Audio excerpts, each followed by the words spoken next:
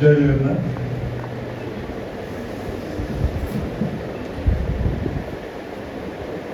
बसंत उत्सव साहित्य उत्सव जड़े महान सृजनकार स्मृति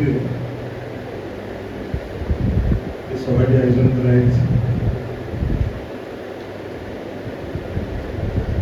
पंचायत बरण्य अतिथि मानक प्रणाम करुच्ची। मंच सामने बसता पूरी सहर तथा बाहर विशिष्ट व्यक्ति मैंने बस समस्त शुभेच्छा अभिनंदन जनाऊँ। किसी दिन तले मो सान भाई विजय कृष्ण वर्मा मत कहले जे एमती गोटे कार्यक्रम विश्वभाई पिलाने करेंगे से आसवे मानस भाई सहित संपर्क है। मानस भाई मत फोन कले विश्वमित्र बाबू समस्त सहित कथा मुझे चिंता कली निहाती ये गोटे आसर मत जोगदेवा पड़ो। जदिव आज गणतंत्र दिवस विभिन्न जगह विभिन्न कार्यक्रम तथापि पूरी सहर साहित्य और संस्कृति की रुद्धिमंत कर महापुरुष निश्चित भाव कारण जी साहित्य करती एवं निस्वार्थपर भाव साहित्य करती से निश्चय जन महापुरुष जो मानस भाई कहते आम साहित्य तैयारी करुचे बही लिखुचे गप लिखुचे हूँ व्यावसायिक मनोवृत्ति तारे थपे कि अनेक लोक अच्छा किसी लिखती एवं से लेखा गुड़िक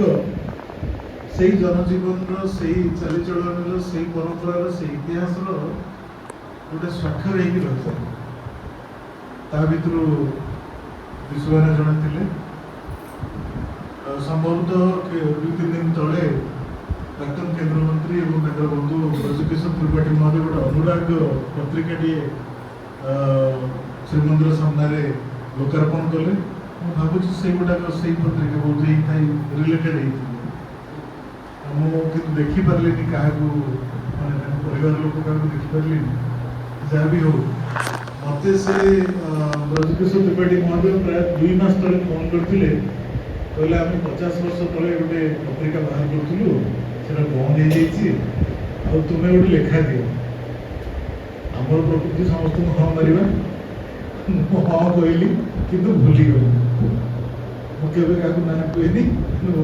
भूली भी गली जो जो मैंने निस्वार्थपर भाव में साहित्य चर्चा करेंगे से लोक मैंने आदि रहा दरकार एवं आउ कि लोक आदि रहा दरकार जो मैंने कि निज पकेट को किसी पैसा परिवार लोक आदि रे आउ कि सहयोगी छपा आम क्या द्वारस्थ हमें विज्ञापन आने क्या कहबानी आमको विज्ञापन दियो समग्र विज्ञापन आम पत्रिका टी कर ना गोटे पत्रिका गोटे साहित्य पत्रिका टी बाहर करने कि साहित्य उत्सव टी करने आम किसी पैसा निजे कंट्रीब्यूट कर कारण जिते आम विज्ञापन आड़िकी पहुँचा कहार अनुग्रह आशा कर अनुराग रही जो अनुराग कथा कि आस्ते आस्ते फिका पड़ तेणु से भाया व्यक्ति विशेष सामिल करा डॉक्टर सिद्धेश्वर महापात्र सहित मोर जो आलोचना हुए मुझे गोटे पूरी प्रेमी लोक मतलब पूरी लोक कथबार्ता पूरी लोक चालीचलणी पूरी लोक खाई आशा करी आम से फोकस दबा निश्चित भाव में गोटे पूरी प्रति श्रीक्षेत्र प्रति ए साहित्य संस्कृति प्रति आम किसी कले गोटे जिनसा भाया धरा ये हूँ मोर कथा। बाकी विश्वभाईना जहाँ करके निश्चित भाव में अम्लान प्रतिभा एवं तांकर कथा तांकर लेखनी तांकर सब कथा से एत भल करते आम आज एत दिन पर मन पकड़ ये गोटे व्यवस्था कर विशेष भाव में आमर विश्वमित्र बाबू परिवार लोक जो मैंने ये कार्यक्रम टी पिता स्मृति कर